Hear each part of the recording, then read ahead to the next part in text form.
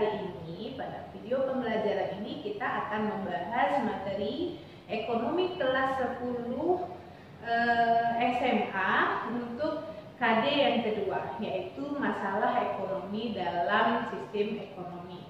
Adapun tujuan pembelajaran kita pada video ini adalah kita memahami permasalahan pokok ekonomi dan mendeskripsikan sistem ekonomi, serta teacher berharap semuanya bisa mengerti tentang sistem perekonomian yang ada di Indonesia.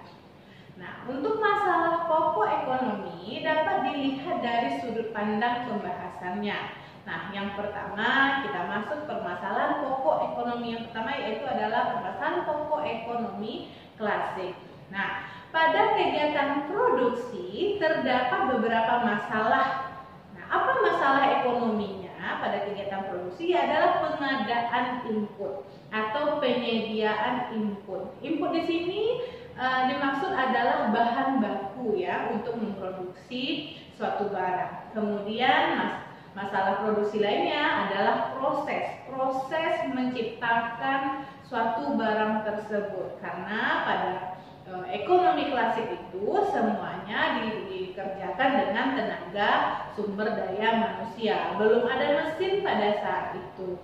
Dan yang ketiga, permasalahan dalam produksi ini adalah peningkatan hasil output. Nah, bagaimana cara seseorang untuk meningkatkan hasil output itu sebanyak-banyaknya, sementara semuanya itu dikerjakan tergantung kepada tenaga sumber daya manusia.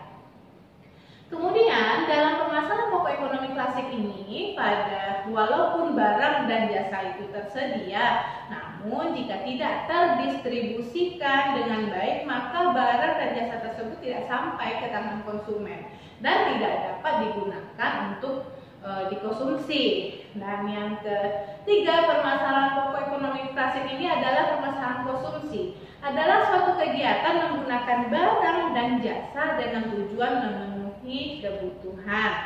Nah, itu tadi 3 masalah pokok ekonomi klasik. Kita lanjutkan pada permasalahan pokok ekonomi modern. Nah, dalam ekonomi modern timbul beberapa permasalahan. Apa dan berapa yang akan diproduksi? Barang apa yang akan diproduksi? Yang kedua, berapa jumlah yang akan diproduksi? Lalu bagaimana caranya memproduksi? Dan harus untuk siapa barang tersebut akan diproduksi? Nah, dalam perekonomian kita mengenal adanya ekonomi mikro dan ekonomi makro.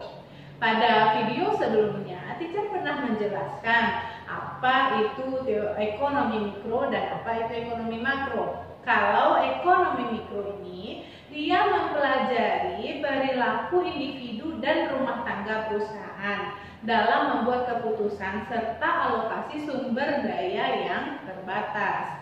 Sementara dalam ekonomi mikro ini, pemerintah juga ikut campur tangan. Contohnya dalam penetapan harga minimum untuk melindungi produsen dan penetapan harga maksimum untuk melindungi konsumen. Karena kalau terlalu tinggi harga di pasaran, maka kasihan si produsennya, tidak ada yang akan membeli barangnya. Begitu juga sebaliknya, seandainya harga ini terlalu rendah, maka si produsen akan mengalami kerugian. Kalaupun dia tidak rugi, maka untung atau labanya pasti sedikit, tidak sesuai dengan yang mereka harapkan. Nah, kemudian ada asumsi-asumsi dalam ekonomi mikro. Yang pertama, berusaha memaksimalkan hasil yang akan dicapai. Yang kedua, produsen melakukan kegiatan atas dasar kelangkaan. Artinya mereka mungkin survei dulu di pasar, barang-barang apa yang langka, sehingga mereka punya ide untuk menciptakan barang itu untuk mengatasi masalah kelangkaan ini. Dan yang ketiga, konsumen dan produsen melakukan kegiatan ekonomi secara rasional. Nah, itu tadi penjelasan singkat tentang ekonomi mikro. Kita lanjut ke ekonomi makro. Ekonomi makro ini adalah ilmu ekonomi yang mempelajari kekuatan-kekuatan dan kecenderungan-kecenderungan yang mempengaruhi perekonomian secara keseluruhan.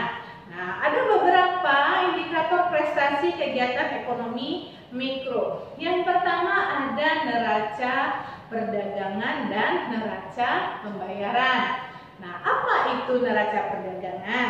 Neraca perdagangan adalah ikhtisar yang menunjukkan selisih antara nilai transaksi ekspor dan impor suatu negara dalam jangka waktu tertentu.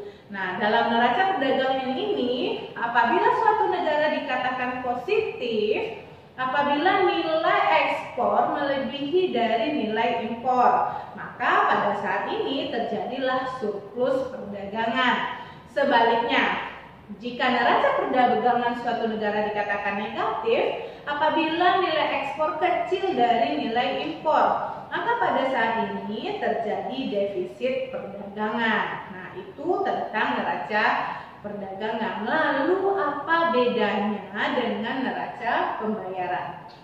Neraca pembayaran adalah suatu ikhtisar yang menunjukkan aliran pembayaran yang dilakukan dari negara-negara lain dan dari dalam negeri ke negara lain dalam satu tahun tertentu. Kita lanjut pada indikator prestasi kegiatan ekonomi makro yang kedua. Nah, indikator yang kedua adalah pendapatan nasional, pertumbuhan ekonomi, dan pendapatan per kapita.